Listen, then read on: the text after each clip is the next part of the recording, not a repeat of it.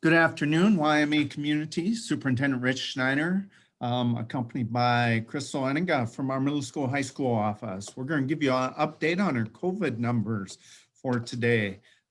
Get this up and ready to share for you. This is the information we shared yesterday at our not COVID meeting, I suppose it could be called that, but our incident command team meeting. So the information is basically 1 day old, but not a lot has changed in that 1 day. So remember, these are our priorities. The last one there, number 5, that's kind of how we're able to stay in hybrid right now. Take into account disease prevalence at a local level. We are going down in terms of the local level. At this point, I'm not real confident that those numbers will be what will ever impact our ability to have in-person school. It's probably going to hinge upon things such as staffing. So we'll get to that in a bit. Here's where we fared this week. On the far right-hand column there, you see Candy-Ojai is the highest in our area. We do have a couple kiddos that come from Candy-Ojai County. You can see Chippewa took a pretty big jump, and their data will continue on a trajectory in that direction. It looks to be very, very high in a week and in 2 weeks again, but a lot can change. Those numbers can be scrubbed out. So we did drop a little bit, but not significantly. So we really don't need to spend a lot of time on that. Again, the recommended policy would be that we would, both schools, meaning BRE and the middle school, high school, would be in hybrid or would be in distance. That's recommended. So we are deviating from that. This gives you an idea of the prevalence of COVID in terms, I have number of schools there, but that actually should be number of counties. So there's 19 counties in Minnesota that have a 14-day case count of 50 or more, 19. And you can see that's growing pretty dramatically. The CDC and the Department of Health have both indicated that that is what's expected to occur, that those numbers will increase once we get pockets. It becomes a little bit more prevalent out here in these rural areas also. So it is going up. You can see that trajectory there. Situation report from yesterday, there were 3 new cases in Yellow Medicine County, bringing our total up to 271. That means in the past 7 days up to yesterday, we have had 15 new cases, and we also gained 1 death in that number. Chippewa, you can see, has grown by 71. In fact, yesterday they had 10 cases, and they grew by 1 death also. Renville County grew by 21, a little bit more than Yellow Medicine County, 1 death, and they had 5 positive cases as of yesterday, new cases. Countryside Public Health active case data, you can access that dashboard that's linked to our school website. The case totals in Yellow Medicine County, I just mentioned, were 271. As of yesterday, there were 22 active cases in Yellow Medicine County. That has dropped a little bit. The percentage of positive COVID-19 cases by source of exposure in the entire Countryside Public Health, that would be their catchment area. The biggest areas are coming from the community, and schools would actually be part of that community. Majority of cases, if you look at that, are coming from the 20 to 59 age group. Just remember, there's the most people in the 20 to 59 age group. That's our largest demographic, so that is to be a little expected that that would be the largest number. As of yesterday, we did have an active case count, as I said on the previous slide, of 22. That is down 18 from last week. So some were added, some were removed, but basically we're down by 18. Chippewa County grew by 23 to 104 from a week ago. Lac-Parle dropped by 5 to 27. Staff and student absences, the red are changes from last week. We did add 8 staff members to COVID-related absences during the past week. We did also, total staff did not change, total staff positive, but we did add a student to a positive COVID case. So just in terms of COVID-related absences in BRE, that grew by 2 from a week ago and 4 for the middle school, high school. This gives you an idea of the attendance. We like to see this maintain over 90%. A couple of times we've dropped down below that level, but for the most part, we've stayed above 90%. Obviously, we believe we're more effective as a school when we have good attendance, but it is being impacted by not just COVID, but also seasonal allergies. So COVID count based upon zip code. You can see Granite Falls grew by 7, Canby by 6, no change for Clarkfield. Hanley Falls grew by 1, no change for Porter. Woodlight grew by 1, and you can see a significant increase there. It looks like to me about 62 cases in Montevideo zip code. So that could be in the rural area there too. They do have a little bit larger population base than Granite Falls proper has. So some of that can be accounted for that, but I believe right now they are in the midst of a little spike and they do have a hot spot there. Hence why this past week they had 3 days of testing in Montevideo. And so unfortunately that's going to affect our numbers. It was not limited to just Montevideo zip codes, so some of that's probably going to trickle into our numbers also. Here's an update from what we are watching and predicting. Reported last week for Yellow Medicine County, I thought for today we would be at 51.36. We grew a couple, some of those were scrubbed into that number. Last week I reported that next week, last week it would have been 2, that would be the number that we would see next week. We would be at 45.32 and we've already corrected that a little bit by 1.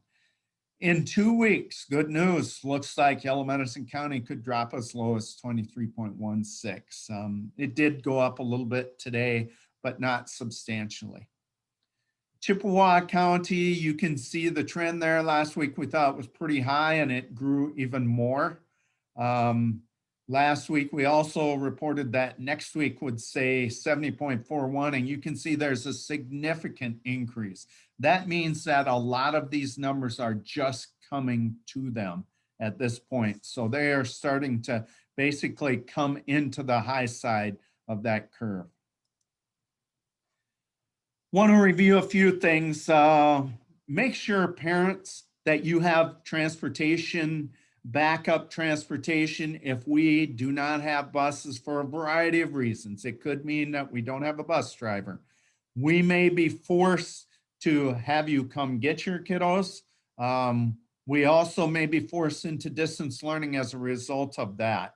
That isn't a solution, a full out solution, because if we say we're in distance learning, we'll need to provide some sort of STING care. And so that's not an easy solution.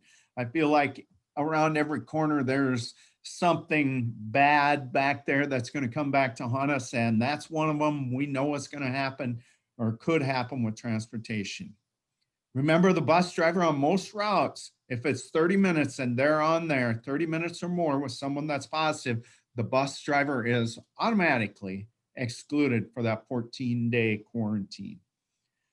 So what we need, parents, we need you folks to continue to transport your own children. I know it's hard and it's an inconvenience, but I sure appreciate it because we can bring the students into our school more likely. It's more likely we can get them all here. Just like transportation having a backup, please have a backup for your child care. We'll talk about it in a bit, but we did approve some changes to our schedule and calendar that's going to impact students. You'll need a backup for that. Parents, please remember to have a supervision plan similar to snow days for supervising your kiddos. We may have to call a quote unquote snow day because we don't have enough staff. I'll talk about that here in a second.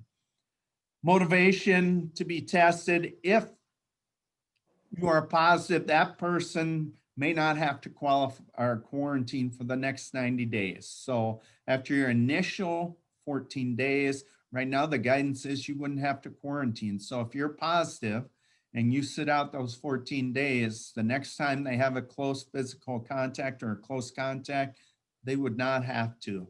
And that's for up to 90 days. That's the current guidance.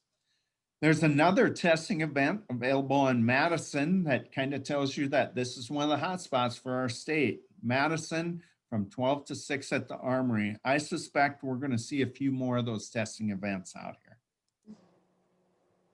Quarantine works. We have seen situations where a student was in quarantine because they had a close contact with someone that was positive. And then a couple days later, what do you know? They popped positive. They became positive. And so that tells us that quarantines are pretty effective. Behavior during quarantine. I know some students, especially, it's tempting. They get lonely. They're at home. They're having to educate all by themselves. That still means you should stay home and you should not be out and about with your friends. You should not leave your home because you are likely to be carrying it, or you have a greater possibility of being a carrier for that virus, even if you're asymptomatic. So you shouldn't be doing things like working, going to work per usual, delivering pizzas, whatever it is. You should not be doing that. We would appreciate your support in not doing that. Ultimately, our goal is not to expose others to the COVID virus. Calendar changes. I rolled that out yesterday in an email. There was a calendar with it and a letter explaining it. BRE will release at 12:30 every Friday starting in November. On November 13th will be the first Friday. Middle school, high school will learn virtually.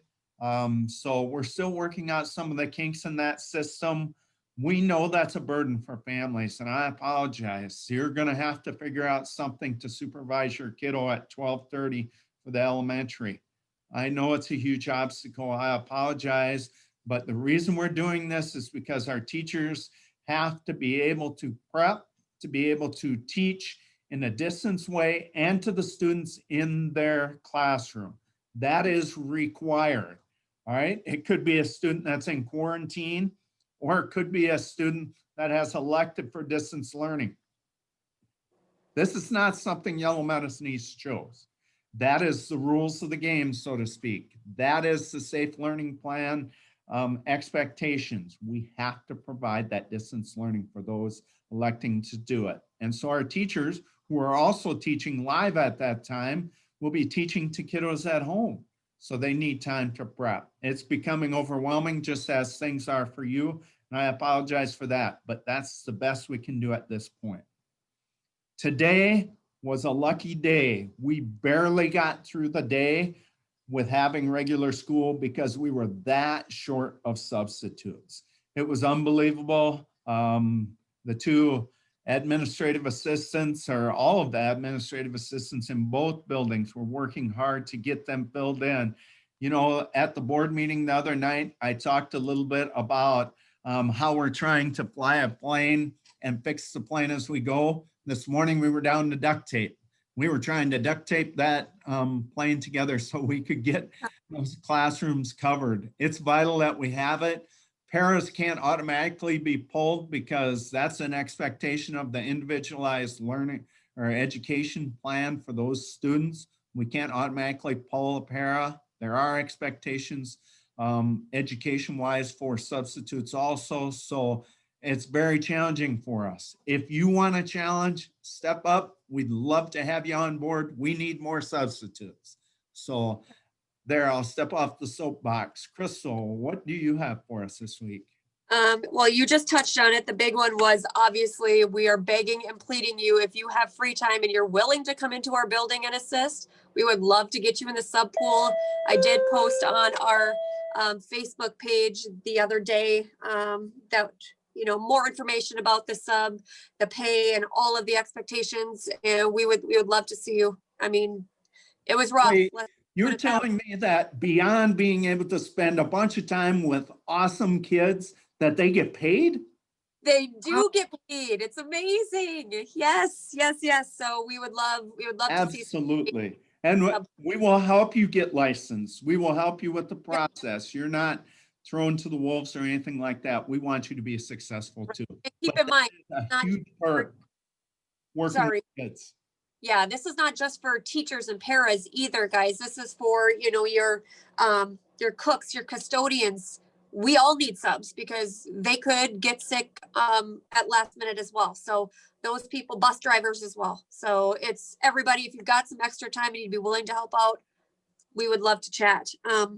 Other than that, so masks. So let's highlight one of those custodians, you know, that can be a pretty flexible schedule. So maybe you want to start working after 4. You have another job and you'd like to moonlight maybe for us and do something. Hey, we take you. We'll make it work. We need people that are willing to work for us. So. Yep. As far as what we're seeing in the offices here, you guys are doing a really good job of calling and, you know, leaving detailed messages for the most part. So that is very, very good. I wanted to thank you all for really being conscious about that because it does save us time. So continue to do that. Leave your symptoms. Obviously, if you have any symptoms over 2 that are COVID, possible COVID symptoms, please let us know because we need to do our due diligence and keep everybody else here safe as well.